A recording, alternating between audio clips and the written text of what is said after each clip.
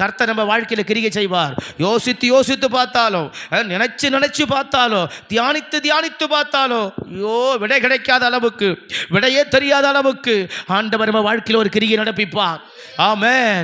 நினைங்க ஆண்டவரே, இந்த வார்த்தையை கேட்கும் போது பாஸ்டர் சொல்ற வேலையிலேயே நான் இதை நினைக்கிறேன், என் வாழ்க்கையில் அது நடக்கட்டும் நினைங்க. ஆமென். கர்த்தர் பெரிய கிரியை செய்வார். அவருடைய கரத்தின் கிரியை நம்ம பார்ப்போம், நம்ம வாழ்க்கையில் நிறைவேறும், பிரமிக்கத்தக்கதா நிறைவேறும். ஆமென், ஆமென். நமக்கே ஒன்றும் புரியாது, நமக்கே ஸ்தோத்திரம் தாங்க முடியாத அளவுக்கு, அந்த அளவுக்கு ஆவியானவர் கிரியை செய்வார்.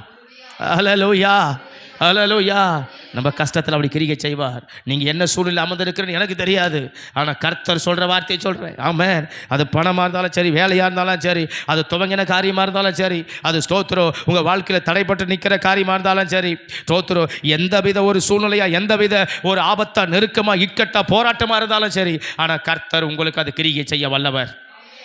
ஆமென். அவர் இறங்கி அவர் வேலை செய்வார். அவர் இறங்கி அவர் கரத்தை கொண்டு செய்ய வேண்டியதை நமக்கு செய்து நம்மளை வாழ வைப்பார். ஆமென்.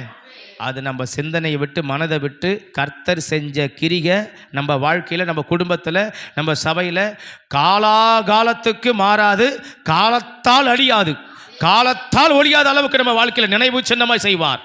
ஹல்லேலூயா, ஹல்லேலூயா. ஆமென், ஆமென்.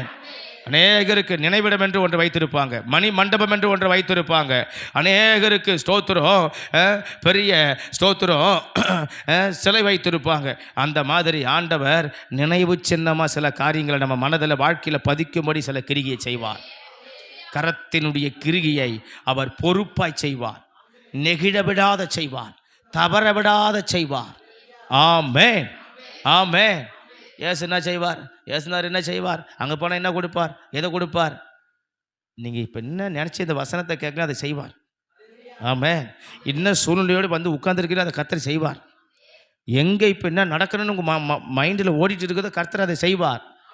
நீங்கள் திரும்ப நடந்ததுக்கப்புறம் இப்போ வசனத்தில் நம்ம படித்த மாதிரி, ஸ்தோத்திரம் சங்கீதக்காரங்க சொல்கிற மாதிரி நம்ம வந்து திரும்ப நம்ம என்ன செய்வோம்? தியானித்து பார்ப்போம்.